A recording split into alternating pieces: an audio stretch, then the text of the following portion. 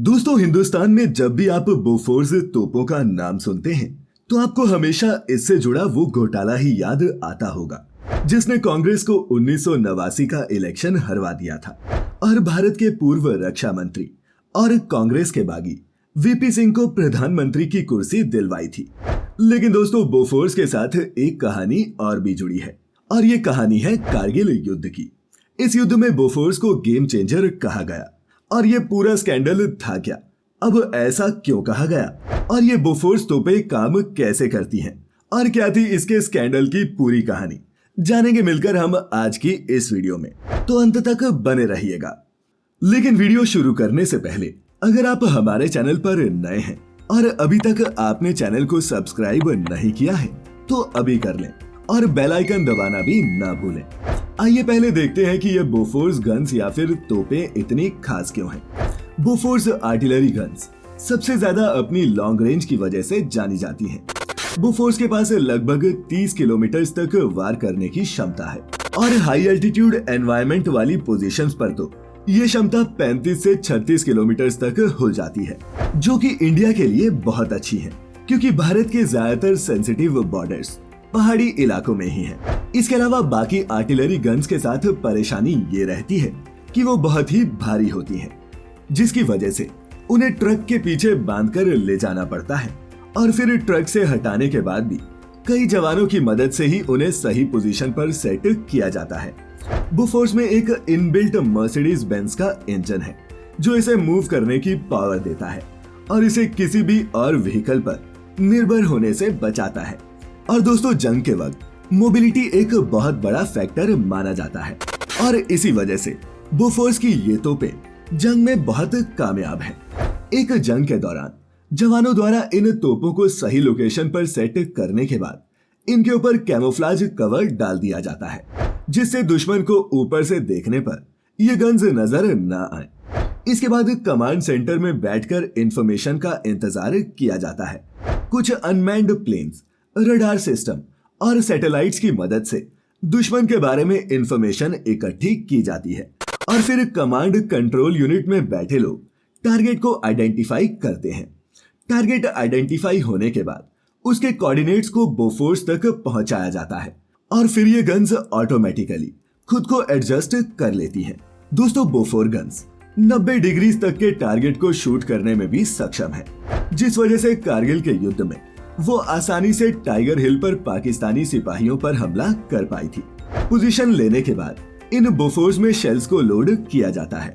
बोफोर guns अलग अलग तरह के राउंड्स को दुश्मन पर फायर कर सकती है, जिनमें से पहला है हाई एक्सप्लोजिव्स या फिर HE।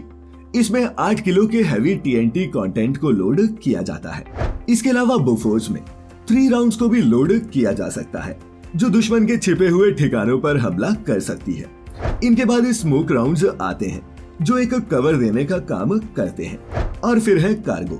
कार्गो उस तरह के राउंड्स होते हैं जो जहां भी लैंड करते हैं वहां लैंड माइन्स बिछा देते हैं और जैसे ही दुश्मन के टैंक्स वहां आते हैं उनके चीथड़े उड़ जाते हैं। तो दोस्तों, अब बात करते हैं भारत में इससे जुड़े स्कैम की। मार्च 1986 में भारतीय सरकार और स्वीडिश कंपनी बोफोर्स के बीच में ये डील साइन हुई थी, लेकिन अगले साल अप्रैल तक स्वीडिश रेडियो पर यह खबर आने लगी कि बोफोर्स की डीलिंग में भारतीय सरकार के कुछ मिनिस्टर्स और नौकरशाहों ने रिश्वत खाई है।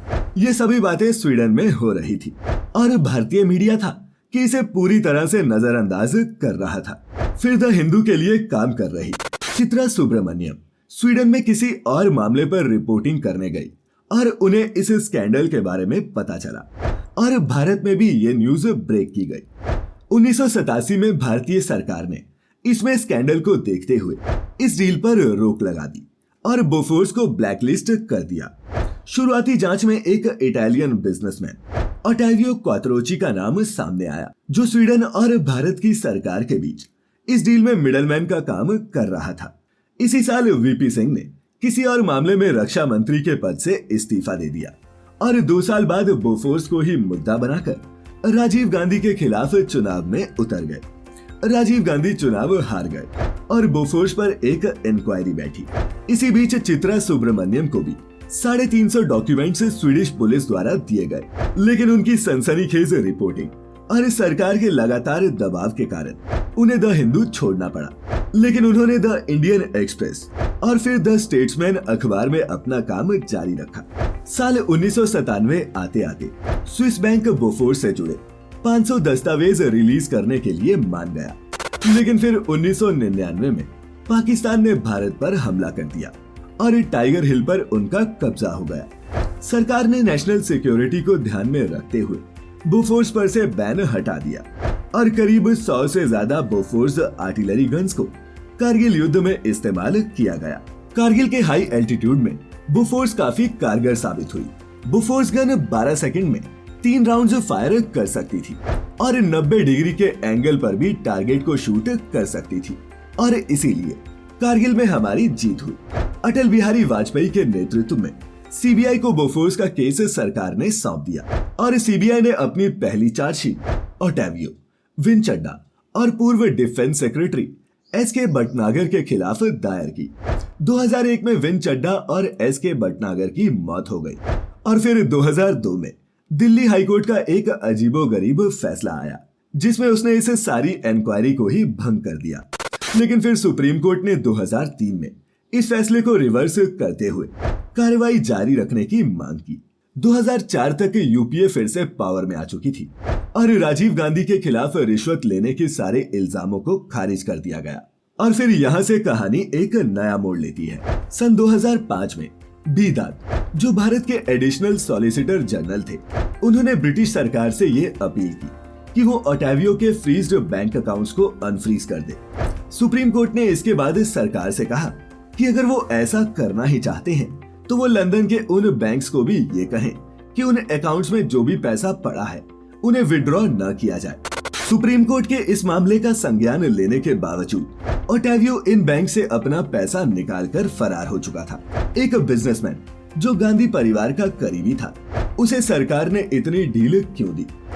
लेकिन फिर 2007 में ओटावियो को अर्जेंटीना में अरेस्ट किया गया, लेकिन उसे फिर छोड़ दिया गया और उसके देश छोड़ने पर प्रतिबंध लगा दिया गया। अब चूंकि भारत और अर्जेंटीना के बीच कोई एक्स्ट्रेडिशन ट्रीटी नहीं थी, इसीलिए ये केस अर्जेंटीना में ही फाइल किया गया और इस केस में भारत सरकार और सीबीआई अर्जेंटीना सुप्रीम कोर्ट में कुछ खास सबूत पेश नहीं कर पाई और न ही वो कोर्ट ऑर्डर टाइम पर प्रोड्यूस कर पाई, जिससे ओटावियो की गिरफ्तारी संभव हुई थी और इसीलिए उसे छोड़ दिया गया। कुछ लोग मानते हैं कि सीबीआई और सरकार ने जानबूझकर ऐसा किया। 2011 में दिल्ली हाईकोर्ट ने भी ओटावियो को इस केस से टेम्पररी रिलीफ दे दिया था और 2013 में ओटावियो की मिलान में हार्ट अटैक से मौत हो गई और कहानी ढाक के 3 पात ही रही। कुछ सामने नहीं आया और किसी को सजा नहीं हुई। कुछ हुआ तो बस हो हल्ला। राजीव गांधी को क्लीन चिट मिली तो वीपी सिंह को सत्ता और कांग्रेस के करीबी ओटावियो को सीबीआई जिंदगी भर पकड़ नहीं पाई। और दोस्तों, इस केस का रुख तब से बदला जब यूपीए वापस पावर में आई। इससे लोग ये अंदाजा लगाते हैं कि कांग्रेस ने जानबूझकर सीबीआई पर केस को कमजोर करने का प्रेशर बनाया ताकि उनके पूर्व नेता की छवि खराब ना हो। सीबीआई के खिलाफ भी कई एक्सपर्ट्स ने उंगली उठाई, लेकिन कुछ किया नहीं जा सका। 2012 में स्वीडिश पुलिस चीफ, जिन्होंने चित्रा को वो 350 डॉक्यूमेंट्स दिए थे, उन्होंने भी माना कि इस केस में राजीव गांधी की भूमिका नहीं थी, लेकिन वो इस बारे में जानते जरूर थे। इसके अलावा उन्होंने उस वक्त स्वीडिश सरकार पर भी कई गंभीर आरोप लगाए और ज्यादातर उन्हें ही इस पूरे स्कैंडल का जिम्मेदार भी ठहराया। आपको इस केस के बारे में क्या लगता है? हमें नीचे कमेंट सेक्शन में जरूर बताएं। उम्मीद है इस वीडियो को देखने के बाद आपको काफी कुछ नया जानने को मिला होगा। अगर वीडियो अच्छी लगी हो तो इसे शेयर जरूर करें और चैनल को सब्सक्राइब करना हरगिज न भूलें।